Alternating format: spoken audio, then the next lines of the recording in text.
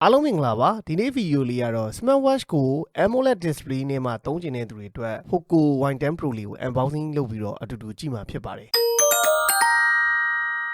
Hoco Y10 Pro smartwatch လေးပါ AMOLED display နဲ့လာပြီးတော့ဖုန်းအဝင်ထွက်ခေါ်ဆိုလို့ရတယ်လို့မြန်မာစာလည်းစပ်ဖို့ပေးပါတယ် unboxing လုပ်လိုက်အောင်ပါဈေးနှုန်းကတော့3,200ပါပထမဆုံးမြင်ရတော့ပုံမှန်တိုင်းဘယ်သူမှမဖတ်တဲ့ user guide ပါပါမယ်ပေါ့နော်ချိတ်ဆက်အသုံးပြုနိုင်တာကတော့ကျွန်တော်တို့ဒီမဲ့ Huawei Samsung Xiaomi Oppo အစရှိသဖြင့် Android phone အကုန်လုံးသုံးလို့ရတယ်လို့ iPhone နဲ့ချိတ်ဆက်နဲ့ iOS နဲ့လည်းချိတ်ဆက်အသုံးပြုနိုင်ပါတယ် warranty card ပါပါမယ်ဒီကောင်ကအာမခံတစ်နှစ်ရပါတယ်နောက်ပိုင်းလာတဲ့ smartwatch ဒီမှာသဘောကျစရာကောင်းတာကတော့ကျွန်တော်တို့ဒီပေါ့နော် magnetic charger နဲ့ပဲလာတာပို့ပြီးတော့ fine နေပေါ့နော်အားသွင်းမဲ့ဟိတ်ဆိုတကူကဟိုဟာလောက်ဆရာမလို့တော့ဒီမှာတန်းကပ်ပြီးတော့အားသွင်းလိုက်လို့ရပါတယ်ဒါကတော့သဘောကျစရာကောင်းတဲ့အချက်ပါ screen size အနေနဲ့ 1.3 inch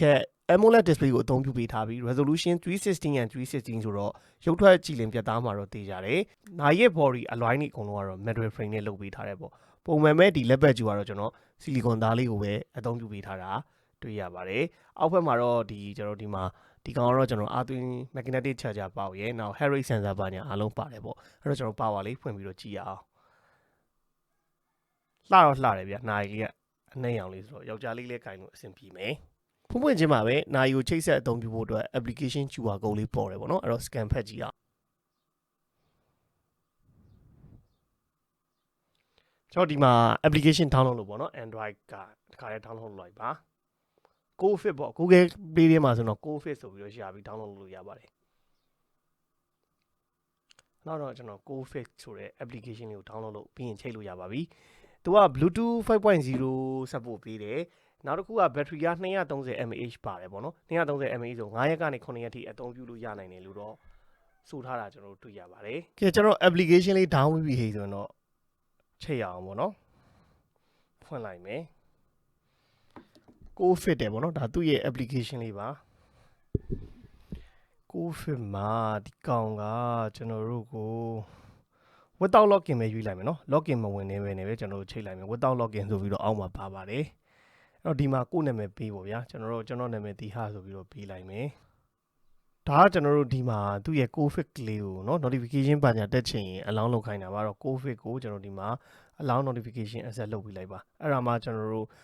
့ဒီနိုင်ကိုဝင်လာတဲ့ message ပါညာဝင်မှာပေါ့နော်အလန်းပေးမှာပေါ့ဖုန်းမှာလာပြီးတော့အဲ့တော့ကျွန်တော်တို့နိုင်နဲ့ဖုန်းနဲ့ချိန်မယ်ပေါ့ဒီမဲ့ device ပုံမှာတစ်ချက်နှိပ်ပြီးဒီအပေါ်မှာ add device ဆိုတာလေးပါတယ် add device မှာတစ်ချက်နှိပ်ပါနှိပ်ပြီးရင်ချိန်လို့ရပါပြီ setting ကနေကျွန်တော်တို့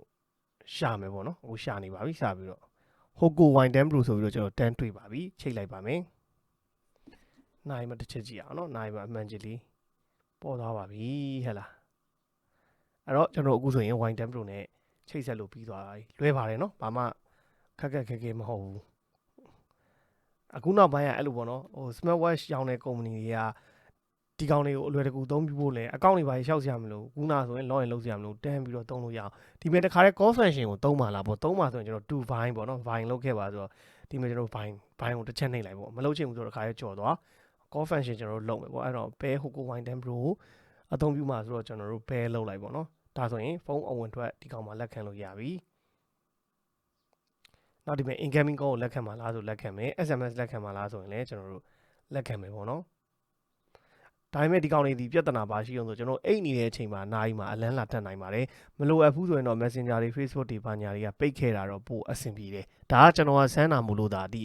notification တွေအားလုံးကိုဖွင့်ပြပေးတာပါနော် Telegram အစား notification တွေတက်မှာနော်ပြီးရင် okay ရပါပြီသူ့ရဲ့ dial ပေါ့နော်ဒီ dial back လေးကပုံမှန်တစ်ချက်နှိပ်လိုက်ပြီးဆိုရင်ပွင့်သွားပြီအဲ့တော့ဒါလေးကိုလှည့်လိုက်ပြီးဆိုရင် watch free တွေပြောင်းမယ် setting တွေကိုဝင်ချင်းတစ်ချက်နှိပ်လိုက်နှိပ်ပြီးရင်ဒီမှာပါတဲ့ feature တွေကိုစိတ်ကြိုက်ယူလို့ရတယ်ဟိုကိုတိုင်းကျင်တာကိုသုံးပြုကျင်တဲ့ application တွေကိုဒီလိုဝင်လိုက်ပေါ့ဝင်ပြီးတော့ပြန်ထွက်ချင်ဒီ button နှိပ်စရာမလိုပါဘူး swipe လုပ်လိုက်တာနဲ့ပြန်ထွက်ပါတယ်နောက် weather လည်းပါမယ်ပေါ့နော်ဒါ weather ရာသီဥတုအနေထားကိုကြည့်လို့ရတယ်ပြန် swipe လုပ်ပြီးထွက်လို့ရပါတယ် watch free gallery မှာအခုနောက်ပိုင်းကတော့ customize face ပါညာအားလုံးလည်းထားလို့ရတယ်ဒါမှမဟုတ်ကိုယ်စိတ်ကြိုက်ဟိုဒီထဲမှာရှိတဲ့ watch face တွေလည်းအများကြီးသုံးလို့ရတယ်ဒါကတော့ဒီမှာလည်းကျွန်တော်ခုနမပြရသေးဘူးเนาะဒီမဲ့ကျတော့ကျွန်တော်ဒီ crown လေးကိုသူ့မှာပါတဲ့တခုတည်းသော pattern ground လေးကိုလှည့်လိုက်ပြီးဟိဆိုရင်ကြိုက်တဲ့ watch face ကိုပြောင်းလို့ရတယ်ဒါလေးလို့မကြိုက်ဘူးဒီထက်ယူသုံးခြင်းနဲ့ဟိဆိုလဲကျွန်တော်တစ်ချက်နှိပ်လိုက် sync လောက်လိုက်ပေါ့နော်ဒီမှာ sync လောက်လိုက်ပြီးခေဆိုရင်ဒီဘက်မှာပြောင်းပါလိမ့်မယ်ဒါဆိုကျွန်တော်ရသွားပြီပေါ့နော်ခုနကကျွန်တော်ရွေးလိုက်တဲ့ face custom face မှာကျွန်တော်ဒီမှာရွေးလို့ရသေးတယ် custom face ကတော့ကိုယ်စိတ်ကြိုက်ပုံလေးပေါ့နော်ကိုယ်စိတ်ကြိုက်ပုံဆိုတာကိုပုံကိုလည်းထည့်လို့ရပါတယ် custom background မှာကျွန်တော် album ထဲမှာရွေးလိုက်ပေါ့နော်ပြီးရင် bro ကဒီမှာ digital dial မှာဘယ် dial ထည့်ခြင်းတော့เนาะဒီကောင်လေးကိုနေရာရွှေ့ခြင်းလဲရွှေ့လို့ရသေးတယ်ဒီကောင်ဒီမှာเนาะဒီလိုနေရာလေးတွေရွှေ့လို့ရသေးတယ်ပြီးရင်နောက်ထပ်ကျွန်တော်တို့ဒီမှာ stat တွေ heart rate တွေdistance calorie အဲ့ဒါတွေကိုထည့်ပြီးတော့နေရာပြန်ရွှေ့လို့ရသေးတယ်ဘယ်နားမှာထားခြင်းတာတော့เนาะကိုစိတ်ကြိုက်ဒီကောင်ရဲ့ custom watch page ကတော့ပို့ပြီးတော့ပို့စုံတယ်ပေါ့နော်ဒီ software ကို fix ရဲ့ software ပို့မိုက်တယ်เนาะကြည့်ထားအဲ့ဒါပြီးကျွန်တော် sync လုပ်လိုက်ပေါ့ sync လုပ်လိုက်ပြီးတော့ကျွန်တော်ခဏစောင့်ပြီးတော့ကိုစိတ်ကြိုက်ဟာကိုရတယ်သဘောကျစရာကောင်းတဲ့အချက်ကတော့ဒီ digital dial ထည့်လို့ရသလိုဒီစိတ်ကြိုက်ဟာတွေကိုပို့ပြီးတော့ကလိလို့ကောင်းတယ်ပေါ့နော်လွယ်တယ်သူထားတဲ့ user interface အရာတော့ပေါ့နော်ဒီမှာကျွန်တော်တို့လုပ်နေပါပြီမြင်ပါတယ်ဒါဆိုကျွန်တော် customize web page လေးကအောင်မြင်မြင်နဲ့ပြီးသွားပြီအဲ့တော့မကြိုက်ဘူးဆိုလည်းဒီလိုလှည့်လိုက်ရင်ရသေးတယ်နော်လှည့်လိုက်ရင်ကိုယ်စိတ်ကြိုက်ဟာလေးပြင်လို့ရတယ် through crown လေးကိုလှည့်လိုက်ပြီးရင်ဒီဘက်ကိုကျွန်တော်တို့ကဆွဲသွားရေးဆို Harry monitoring တိုင်းတာတွေဒီကျွန်တော်တို့ခြေလမ်းကြီးမှတ်တာနောက် stress test ဘာညာအားလုံးနောက် blood oxygen တိုင်းတာအားလုံးကကျွန်တော်တို့ပါတယ်ပေါ့နော်ဒါကတော့ smart watch တွေတုံးတဲ့သူတွေအတွက်ကတော့ဒီအချိန်မှာအရင်ကြီးကျန်းမာရေးစောင့်ရှောက်မှုနဲ့ပတ်သက်ပြီးတော့အများကြီးရှင်းပြစရာမလိုဘူးဒါပေမဲ့ဒီကောင်ဒီကျွန်တော် AMOLED display နဲ့လာတာမှန်ပြီမဲ့ပေါ့နော်သူ့ရဲ့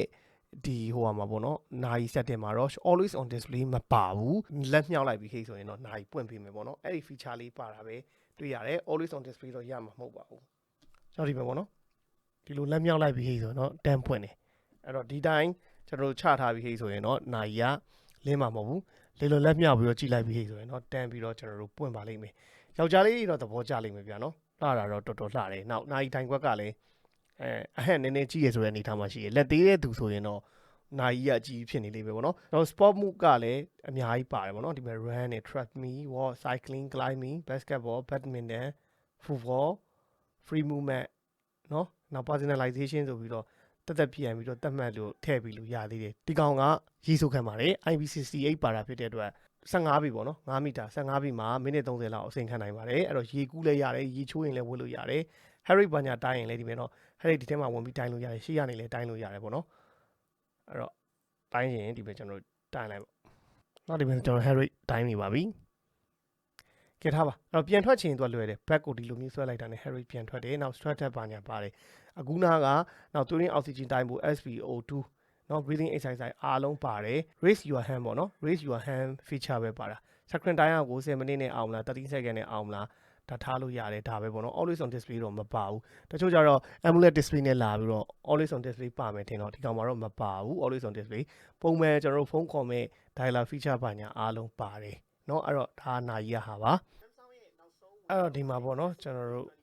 သူ့ရဲ့ music control ကနေပြီးတော့ဟောဒီပဲကြောလို့ရပါတယ်ဟဲ့လား